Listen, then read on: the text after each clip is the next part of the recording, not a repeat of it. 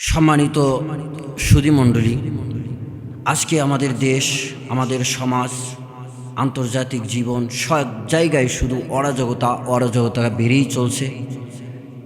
দিন বা দিন বিভিন্ন ইস্যুকে নিয়ে আন্দোলন হচ্ছে, ধাওয়া পাল্টা ধাওয়া হচ্ছে।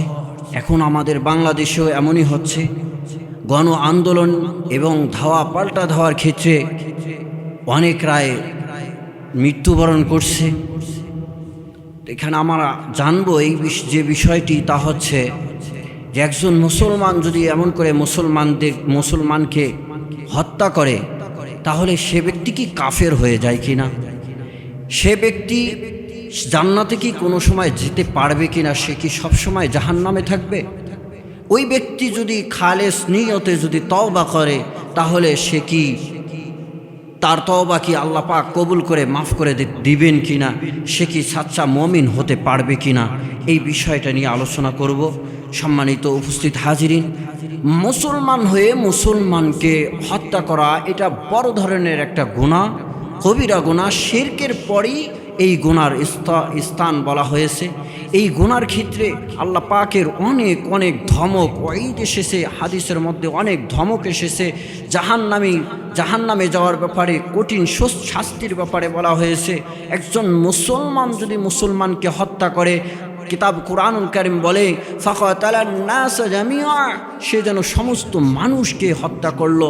কুরআনুল কারীমের মধ্যে এমনই করে সূরা নিসার 63 নম্বর আয়াতের মধ্যে আল্লাহ পাক, 93 আয়াতের মধ্যে আল্লাহ পাক বলেছেন যে কোনো ব্যক্তি যদি ইচ্ছাকৃত ওয়ামান ইয়াকুতুল মুমিনা মুতাআম্মিদান, ইচ্ছাকৃত যদি কোনো মুমিনকে হত্যা করে, তাহলে ওই ব্যক্তি ফাজাযাহু জাহান্নাম, সবসময় জাহান্নামে থাকবে। খালিদান ফিহা, সবসময় জাহান্নামে থাকবে। গাদিবাল্লাহু আলাইহি, তার উপরে আল্লাহ পাকের লানত, তার উপরে আল্লাহ পাকের রাগ এবং আল্লাহ পাকের লানত সব সময় তার জন্য, তাকে জাহান্নামে জ্বলতে হবে, এমন কথা কুরআনুল কারীম বলেছেন। এটা বড় ধরনের শাস্তি।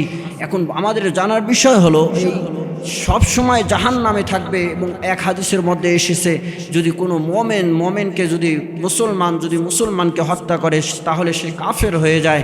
তাহলে আসলেই কি সে কাফের হয়ে যাবে? সব সময় কি জাহান্নামে থাকবে, কখনো জান্নাতে যাইতে পারবে না? তওবা করলে তওবা কবুল হবে কিনা? সম্মানিত উপস্থিত হাজিরিন, যদি এরকম মুসলমানকে যদি কতল করে, হত্যা করে, তাহলে এটা বড় কবিরা গুনাহ। এই কবিরা গুনাহ এটা বাস্তব, এটা ঠিক আছে। বাকি ওই মুসলমান কাতেল যে, সে কাফের হয়ে যাবে না, একদম কাফের হয়ে যাবে না, সে বড় গুনাহগার হবে। সে জাহান্নামে থাকবে, লম্বা সময় জাহান্নামে থাকবে। কালেমা পড়নে ওলা হওয়ার কারণে এক সময় সে জান্নাতে যাবে কালেমার বদলতে। কুরআনুল কারীমের মধ্যে যেভাবে বলেছে সব সময় জাহান্নামে থাকবে, সব সময় হচ্ছে সে কাফের হবে, এটার ব্যাখ্যা হলো যে ওই ব্যক্তি যদি এইরকম একজন মুসলমানকে হত্যা করাটাকে যদি জায়েজ মনে করে যদি হত্যা করে, তাহলে সে কাফের হয়ে যাবে, সব সময় জাহান্নামে থাকবে। আরও এমন ব্যাখ্যা রয়েছে।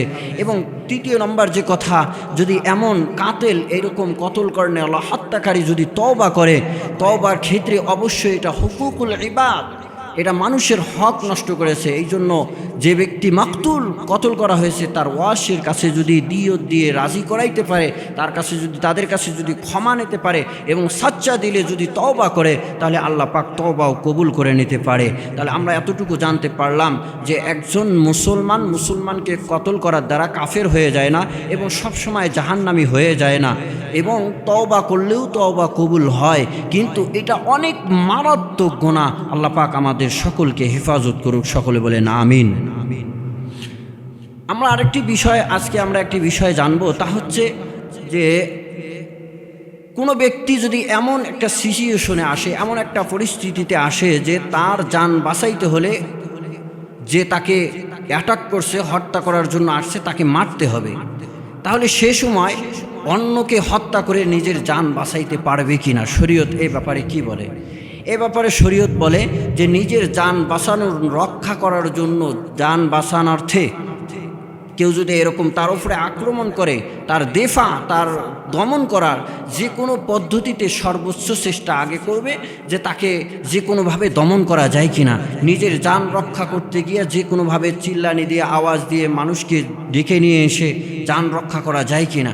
যদি এমন পরিস্থিতি একদম এসে যায় যে কোনোভাবে আমার জান বাঁচার আর কোনো উপায় নেই, নিরুপায়, সেক্ষেত্রে সে যে আক্রমণ করছে তাকে হত্যা করা জায়েজ আছে।